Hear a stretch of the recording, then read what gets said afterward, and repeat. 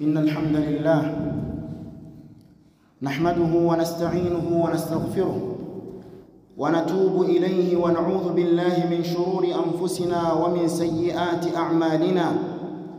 من يهده الله فلا مضل له ومن يضلل فلا هادي له، وأشهد أن لا إله إلا الله وحده لا شريك له، وأشهد أن محمدًا عبده ورسوله صلى الله عليه وعلى آله وصحبه وسلم تسليماً كثيراً. يقول الله تبارك وتعالى في القرآن العظيم: يا أيها الذين آمنوا اتقوا الله وقولوا قولاً سديداً يصلح لكم أعمالكم ويغفر لكم ذنوبكم، ومن يطع الله ورسوله فقد فاز فوزاً عظيماً. أيها المؤمنون، لقد اقتضت سنة الله في خلقه أنه لا يصلح حالهم ولا تستقيم حياتهم إلا في ظل وجود من يسوسهم من حاكم أو أمير أو رئيس، فينظم لهم شؤونهم ويوجه سلوكياتهم ويحفظ حقوقهم، يقيم فيهم العدل ويدفع عنهم الظلم ويمنع الفوضى، وينصح لأمته وشعبه، يأمن في وجوده الخائف ويقوى الضعيف ويرتدع الظالم، وتصان الأعراض وتعصم الدماء وتقام الحدود ويحفظ الدين. وهذا من أعظم الأعمال في حياة المجتمعات والشعوب والحضارات والأمم. فإذا لم يوجد في حياة الشعوب والمجتمعات والدول من يتولى إدارة حياتهم، تحولت الحياة إلى فوضى وصراعات لا تستقر معها حياة. قال عبد الله بن المبارك رحمه الله: إن الجماعة حبل الله فاعتصموا منه بعروته الوثقى لمن دانا. كم يدفع الله بالسلطان معضلة في ديننا رحمة منا ودنيانا. لولا الخلافة لم تأمن لنا سبل، وكان أضعفنا نهبى لأقوانا. قال الله تعالى: يا أيها الذين آمنوا اتقوا الله، يا أيها الذين آمنوا أطيعوا الله وأطيعوا الرسول وأولي الأمر منكم، فإن تنازعتم في شيء فردوه إلى الله والرسول إن كنتم تؤمنون بالله واليوم الآخر، ذلك خير وأحسن تأويلا. ishimwe kuzo n'ibisingizo byose byiza ni bya Allah subhanahu wa ta'ala. Allah niwe dushima tukamuvuga ibigwi tukamutaka ku bisingizo bye byiza, niwe dusaba inkunga mu buzima bwacu bwa buri munsi, niwe twicuzaho amakosa yacu n'ibyaha byacu dukora bya buri munsi, ni nawe tugarukira tumusaba yuko yaduhanaguraho ibyaha byacu. Allah subhanahu wa ta'ala tumwikingaho ngo aturinde inabi y'imitima yacu, aturinde n'ingaruka z'ibikorwa bibi byacu dukora. Mukuri o Allah subhanahu wa ta'ala yayoboye, nta ushobora kuba yamuyobya. Na wa wundi wakurikiye amarangamutima ye akanga kumvira ibyo Imana yahishuriye intumwa ze, uwo nguwo nta uteze kuba yamuyobora. Ndahamya mbikuye ku mutima ntashidikanya ko nta wundi usengwa mukuri uretse Allah subhanahu wa ta'ala. Nkanahamya yuko Muhammadin sallallahu alayhi wa sallam ari intumwa ya Allah, akaba n'umugaragu wa Allah. Mwenyezi Mungu subhanahu wa ta'ala muri Qur'ani yadutegetse kumwumvira no kumugandukira no kumutinya, agira ati: yemwe abemeye mutinye Allah subhanahu wa ta'ala kandi mujye murangwa n'imvugo nziza ziboneye. Ibyo ni mubikora Allah subhanahu wa ta'ala azabatunganyiriza ibikorwa byanyu, abababarira ibyaha byanyu mukora. Na wa wundi wese uzumvira Allah subhanahu wa ta'ala akumvira n'intumwa ya Muhammadin sallallahu alayhi wasallam, uwo nguwo ni uzabasha gutsinda guhambaye. Bavandimwe bemera Imana duhuriye hanga ku munsi wo kwijuma, Allah subhanahu wa ta'ala yaciye iteka ko abantu badashobora kubaho ngo ubuzima babayemo bubashe gutungana kuri bo keretse igihe cyose bafite ubayobora, akabasha kuberekera, akabereka aho banyura, akabasha kuba ari ushinzwe gahunda zabo za buri munsi, akarwanya amahugu muri bo, agaharanira ubutabera mu buzima bwabo bwa buri munsi. Ibyo Allah subhanahu wa ta'ala yabiciye biteka ko abantu igihe cyose bari hano ku isi bagomba kugira umuyobozi ubayobora, akaberekera, akababwira iby'Imana bifuza gukora, akanabereka iby'Imana itifuza yuko bakora, akabarinda kuba babaho bari mu kavuyo no kutumvikana, ahubwo agahuriza abantu hamwe, akarinda ibyubahiro byabo, akarinda amaraso ashobora kumeneka y'inzira karengane, kandi agaharanira ukuri, akanakiranura wa wundi w'umunyantege nke, akaba yamutera inkunga mu bashaka kumukorera amahugu. Ibyo nibyo Allah subhanahu wa ta'ala yaciye iteka mu buzima bwacu. Mwenyezi Mungu yaraturemye dushyira hano ku isi, ariko agena yuko abantu bagomba kubaho bafite ubayobora, kandi uyu ubayobora ni itegeko kumwumvira, bakagendera ku mategeko abahereza, bakirinda kwitandukanya nawe, kubera ko ibingibi nibyo bivamo fawda, ibingibi nibyo bivamo imvururu no kutumvikana, bikazana urwango hagati y'abayisilamu. Walidhalika Mwenyezi Mungu subhanahu wa ta'ala mu mpamvu zikomeye cyane yategetse abayisilamu n'abemera muri rusange ko bagomba kubaho bafite ubayobora, nuko ibingibi nibyo bituma iba umma imwe, ni nabyo bituma abantu babasha kugera ku cyo bageraho icyo ari cyo cyose mu bijyanye n'iterambere ryabo rya buri munsi, haba mu gihugu cyabo ndetse no kubasha gukorana n'ibindi bihugu bindi hano ku isi. Qala Abdullah ibn al-Mubarak numwe mu batabi'ina bize kubasangira nyendo bintu y'Imana Muhammadin sallallahu alayhi wasallam, akaba ari umwe mu bamenyi bakomeye muri umma. Yaravuze ngo innal jamaa, mukuri abantu kugira jama, bakabumwe, bagahuriza hamwe, habdullahi fa'tasimu. Aravuga ati mu byukuri icyo kintu ni ipfundo Allah subhanahu wa ta'ala yashyizeho, ni umugozi ukomeye cyane Mwenyezi Mungu yadushiriyeho, tugomba twese gufatira hamwe, tugahuriza hamwe kuri uwo mugozi. Minhu bi'urwatihi alwuthqa liman dana. Igihe cyose abantu babashiye kujya muri jama, bakaba ikintu kimwe, bakirinda kwikora mu dutsiko, ibingibi nibyo bituma bakomera, bakagira imbaraga. Kam yadfa'u Allahu bisultani mu'dalatan fi dinina rahmatan minna wa dunyana. Akomeza agira ati, bingahe mu byo Allah subhanahu wa ta'ala akiza abantu igihe cyose bafite umuyobozi, bingahe mu byo Mwenyezi Mungu subhanahu wa ta'ala arinda yuko bigera ku bantu bibi byagakwiye kubageraho igihe cyose bumviye umuyobozi wabo, yaba ari mu idini yabo bakamwumvira, ndetse no mu buzima bwabo bwa buri munsi. Akomeza avuga ati, lawla al-khilafa lam ta'mal lana subulu wa kana ad'afuna nahban li aqwana. Ngiyo bitaza kuba khilafa, iyo hataza kuboneka ubuyobozi buyobora abantu, ntabwo twari kubasha kugeraho twe nk'abayisilamu, ngo igihe cyose umunyantege nke yari gutikamirwa na wa wundi umurusha imbaraga. Walidhalika ya magambo ya Abdullah ibn al-Mubarak rahimahullah, ubashiye kuyashishoza urasangamo yuko mu mpamvu zikomeye Mwenyezi Mungu yashyizeho abayobozi bayobora abandi hano ku isi, ni ukugira ngo babashe kurenganura wa wundi w'umunyantege nke, ni ukugira ngo abantu babashe kuba ikintu kimwe, bibarinde kuba buri wese yakwigira umuyobozi ku giti cye, bikarangira abantu babashiye kugira gutatana.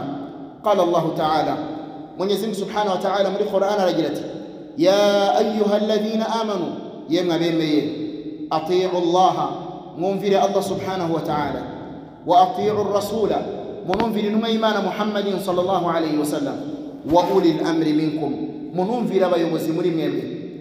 Bamwe mu bantu muri ibi bihe turimo, hari igihe iyo bageze kuri iri jambo ngo munumvire abayobozi muri mwe, bavuga bati umuyobozi wavugaga ahangaha ntabwo ari abayobozi nk'abantu dufite mu Rwanda, uwavugaga n'umuyobozi mu gihugu cy'Abarabu. Ibyo ngibyo ntabwo ari ukuri.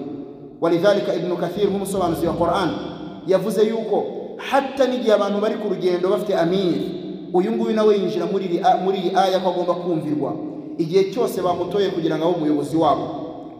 Ni nayo mpamvu abamenyi bavuga bati, niba amiri w'abantu batatu bari ku rugendo ari ngombwa kumwumvira, byaba bimeze bite kuri wa wundi uyobora imbaga y'abantu barenga igihumbi? niba ari itegeko kumvira umuyobozi w'abantu bari mu rugendo 2 3 4 5 byaba bimeze bite kumvira umuntu uyobora abantu 100 200 1000 500 walidhalika abakhawarij niko gatsiko ka mbere kasobanuye ino aya kayikoramo ta'wil kugira ngo barwanye kumvira bamwe mu bayobozi baravuga bati waliyul amru vugo hangaha nujyanye n'ibitekerezo byabo bo bifuza ariko Mwenyezi Mungu Subhanahu wa Ta'ala aya yayimanuye iri mutlaq ari aya ikwirakwira iri rusange itavuga ngo nuyu nguyu la umuyobozi wese w'abantu akaba ari umuislamu hatta n'umuyobozi mu swala ni itegeko kumwumvira mu Islam ni nayo mpamvu intumwa y'Imana Muhammad sallallahu alaihi wasallam ivuga iti innama ju'ila al-imamu liyutamma bihi mu byukuri imamu w'abayisilamu uyu nguyu uyobora abantu mu swala yashyizweho kugira ngo abantu bamukurikire yashyizweho kugira ngo icyo akoze cyose abantu bamwigane ni nayo mpamvu imam aramutse agiye kuri ruku wowe ukigira kuri sujudu ku bushake iswala yawe idipfa niba imamu w'umuswala itegeko kumwumvira byaba bimeze bite kuri wa wundi ushyiraho wa imamu wawe byaba bimeze bite kuri wa wundi ushyiraho uyu imamu kuko uyu imamu gusengesha mu musigiti hari umushyiraho ese uri umushyiraho ntabwo tumwumvira ahubwo twumvira uyu nguyu gusiyobora iswala tugasuzugura ushyiraho uri uyobora iswala ntabwo byumvikana ni nayo mpamvu Mwenyezi Mungu avuga ati wa ulul amri minkum munumvire nabo ngabo b'abayobozi muri mwebwe abamenyi baravuga bati uyobora abantu wese maadama yemera Allah akemera intumwa y'Imana Muhammad sallallahu alaihi wasallam agasenga areba muri qibla asenga areba Maka ni itegeko kumwumvira mu bitajyanye no gusuzugura Allah subhanahu wa ta'ala Mwenyezi Mungu asoza aya igira ati in kuntum tu'minuna billahi wal yawmil akhir niba koko mwemera Allah subhanahu wa ta'ala mukaba mwemera umunsi w'imperuka yuko hari ibyo mubikore dhalika khairun ibyo nibyo byiza kumvira Allah ukumvira mtume ukumvira n'umuyobozi wawe wa ahsanu ta'wila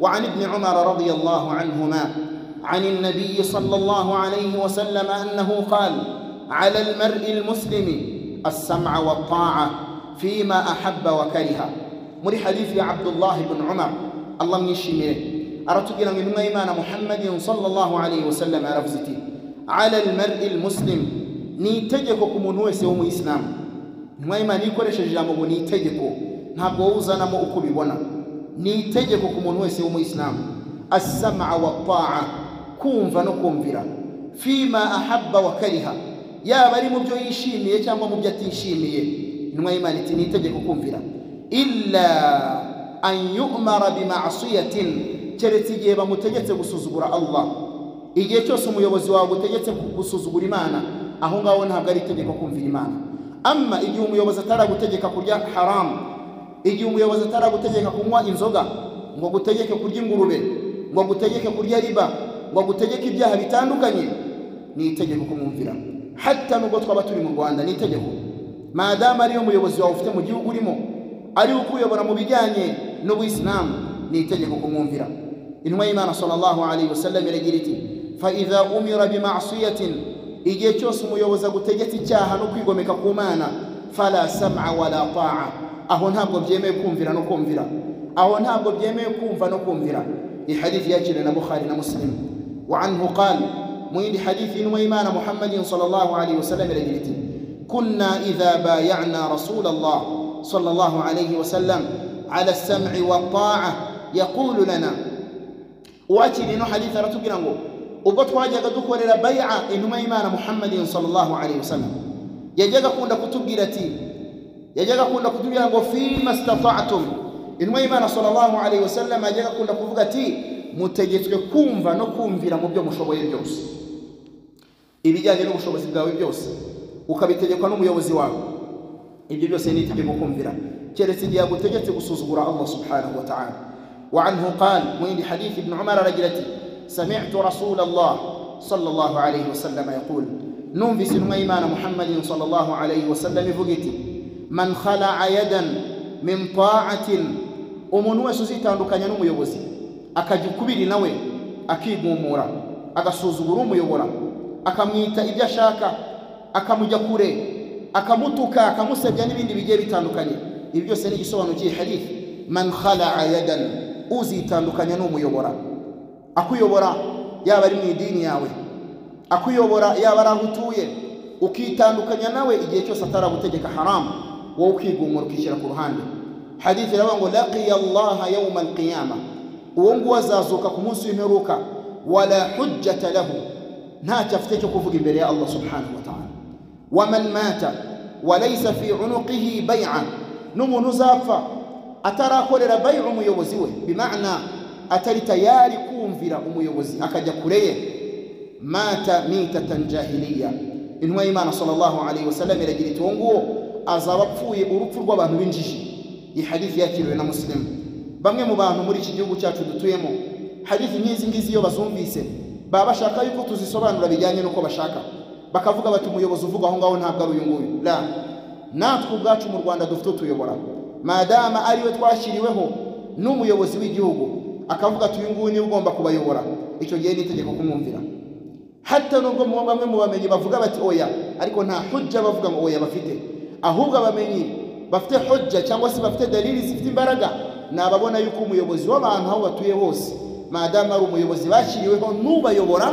ni itegeko nawe kumwumvira kubera yuko iyo usuzuguye uwo nguwo ufite ubusuzuguye nawe undi wamushyizeho ni itegeko ikindi mu dini yacu y'Islam hari icyo bita fiqhul masalih wal mafasid hari icyo bita kureba ibifitiye abantu akamaro no kureba ibidafitiye abantu akamaro kwigumura ku muyobozi no kuvuga bati uyu nguyu ntabwo ari umuyobozi ibyo ngibyo birimo mafsada birimo birenze cyane kuba abantu baca bugufi bakumvira walidhalika inma imana Muhammad sallallahu alayhi wasallam muri hadithi yindi ravuga iti waman mata wa huwa mufariqul jamaa umuntu wese uzapfa yitandukanyije na jamaa y'abayisilamu ivugwa ni ihe ni babandi bari hasi y'ubuyobozi bw'umuyobozi bafite muri icyo gihugu uyobora gahunda z'abayisilamu abamenyi hadithi ravuga ati uwari wese uzitandukanya niyo jamaa fa innahu yamutu mitatan jahiliya uwo nguwo amenye yuko azabapfuye urupfu rw'abantu b'injiji الله تريد الإسلام عباد الله فهذه الأدلة من الكتاب والسنة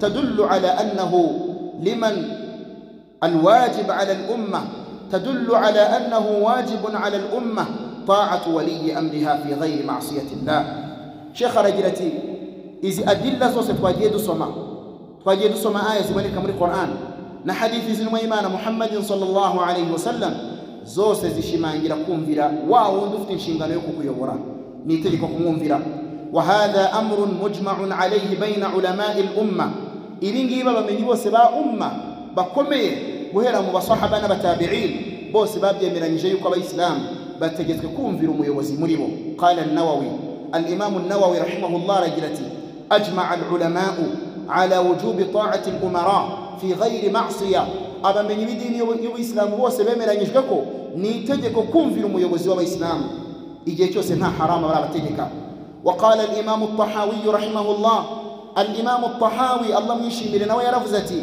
ولا نرى الخروج على أئمتنا وولاة أمورنا وإن جاءوا أما قام بكم إيجاني الإمام الطحاوي هم من بكم إيجاني مرجاني عقيدة arafugati nta nubwo tubona ko byemewe kwitandukanya n'aba imamu bacu iyo tuvuze ba imamu ni buri wese ukuyobora yaba ari mu musigiti mu swala yaba ari imamu wawe ku rwego rw'akarere yaba ari imamu ku rwego rw'intara yaba ari imamu ku rwego rw'igihugu ubwo hano mu Rwanda iyo tuvuze imamu ku rwego rw'igihugu tuba tuvuga mufti w'abayisilamu kubera ko uriya niwe uyobora abayisilamu mu bikorwa bikuru mu gihugu kurenza ibindi byose la shakka yuko ilayidi igeze tukajya gusari ku ilayidi utuyobora mu swala ni mufti uwo niwe imamu ku rwego rw'igihugu mu bayisilamu al-imam al-Tahawi rahimahullah aravuga ati wala nara al-khuruja nitubona ko byemeye kwitandukanya na imamu wa ulata umurina n'abayobozi baho dutuye wa injawu kabone nubwo hari amakosa bagwamo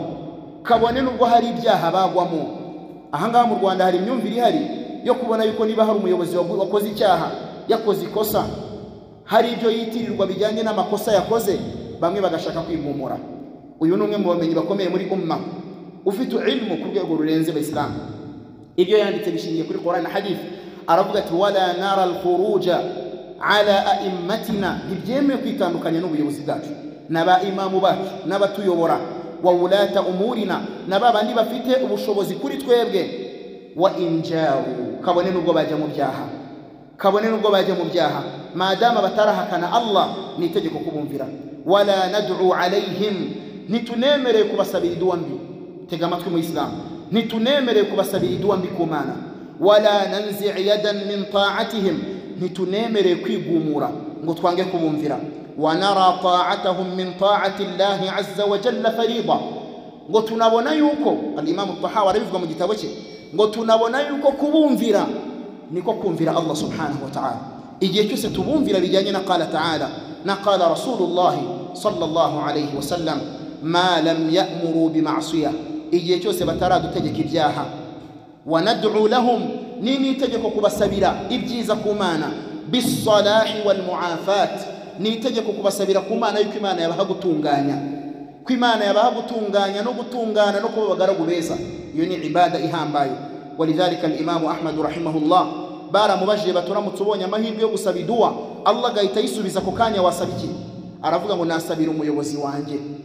Ntabwo yigize abantu nasabira umuyobozi w'igihugu, la, ibyo ntabyo yavuze. Yaravuze ngo nasabira umuyobozi wanjye byonyine.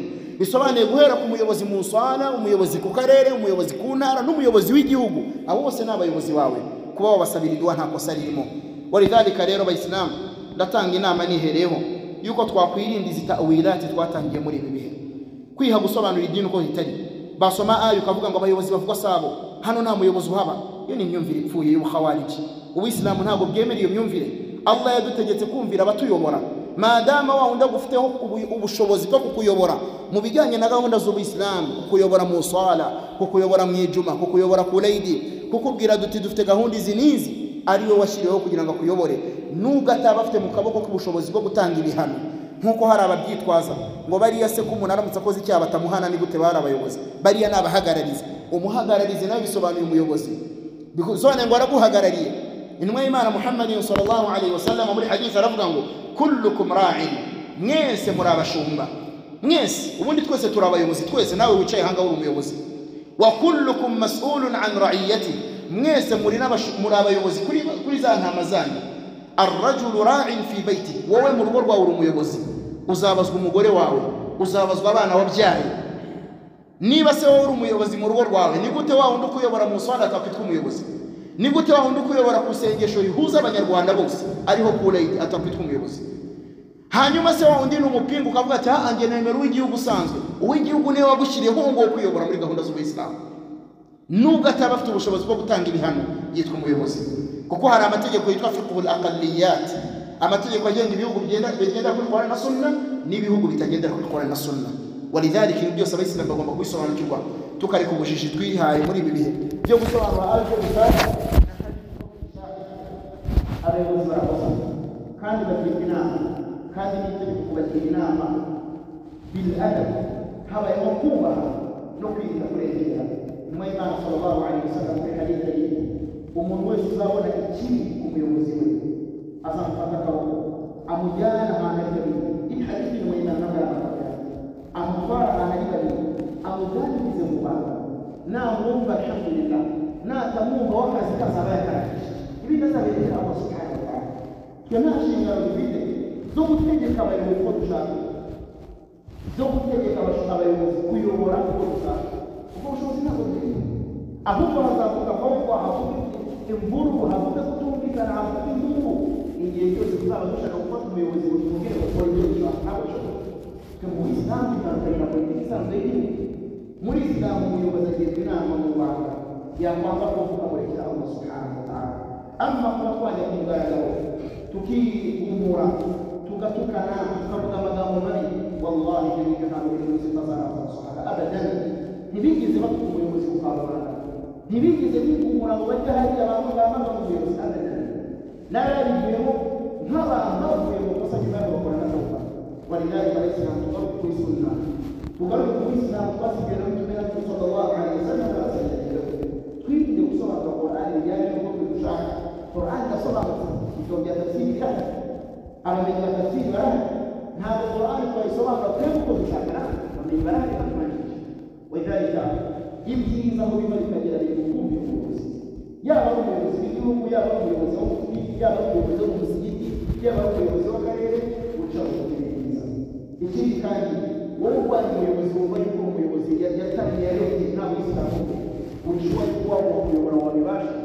Inshingano y'ubuyobozi irahambaye neza, wallahi inshingano y'ubuyobozi irahambaye. ntutekereze yuko uri ibihari bitera amabuye nawe wagiye bakayeza utera wakunezeza. Inama tumenya nawe ayitubiti wa antuhibba, ni ngombwa yuko ugomba gukunda gukorera mugenzi wawe kuko nawe wakwishimira yuko wagikorerwa. Ikintu cyose ubona yuko bakigukorera kitagushimishije ni gukorera mugenzi wawe. Uri gutuka ku mugenzi wawe, uri wamagana ku mugenzi wawe, uri usuzugura ku mugenzi wawe, nawe baramushyize mu mwanya yicayemo, wallahu akorerwa n'ibyo gukorera hagenda kwishima. Muhira umwenda yakuye ni uko akorera mugenzi we yifuza ko nawe yamukorera. Tugaruke Abayisilamu ku murongo wo gusengera umugozi umwe no kuba hasi y'ubuyobozi bwacu no kwirinda ikintu cyose kijyanye no gushyira kuri n'abanyarwanda. Tubasabire inkuba nziza, iyo niyo manhaj y'Ahlus-Sunnah. Intumwa y'Imana muri hadithi no muri aya sura dika muramenye imuga tukivoma gusaje fa innaha tuqibukum bis-salah, kubera yuko ibabyutsa gusaje. Hadithi kuza kutukivoma ubwo se niko tubisilamu kuza kutukivoma zakwemerera kutukivoma hata nyumbi ikuye ni ibyaha bisohoye kutukivoma nubwo atabaza umuyobozi w'Isilamu mugenzi wawe ni ibyaha bisohoye nubwo ari umuntu kuyobora kureba umuntu usengesha umuntu ufite amategeko runaka ashyiraho kandi ugomba kuyakurikiza wanayasuzumuka imbere y'Allah subhanahu wa ta'ala. Walidhalika Mwenyezi Mungu atubariki kwa ubuzima kandi twende ubaidi ya Qur'an ku ndimi zacu n'ibigare byo mu Islam. Tugaruke dusenge ubuzima tunganye ubuzima n'itegeko kumvira abayobozi bacu igihe bazafite haram aho kujya Qur'an amma igihe bazafite haram n'itegeko wala asra illa al-insan إلا الذين آمنوا وعملوا الصالحات وتواصوا بالحق وتواصوا بالصبر. أقول قولي هذا أستغفر الله إنه هو الغفور الرحيم.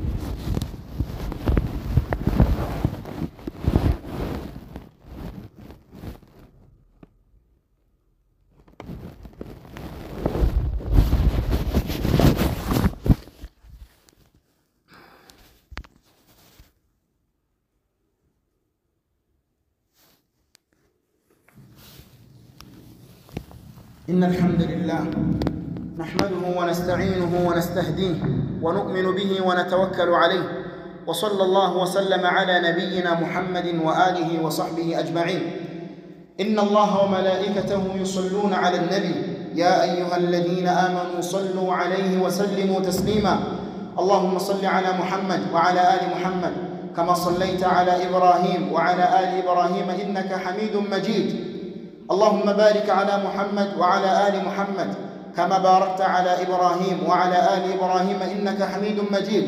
وارض اللهم عن أربعة الخلفاء أبا بكر الصديق وعمر بن الخطاب وعثمان بن عفان وعلي بن أبي طالب وعن ستة الباقين وعنا منهم يا أكرم الأكرمين. اللهم أعز الإسلام والمسلمين وأذل الشرك والمشركين ودمر أعداء الدين. اللهم انصر إخواننا المسلمين في كل مكان. اللهم انصر إخواننا المسلمين في غزة. اللهم انصر إخواننا المسلمين في فلسطين.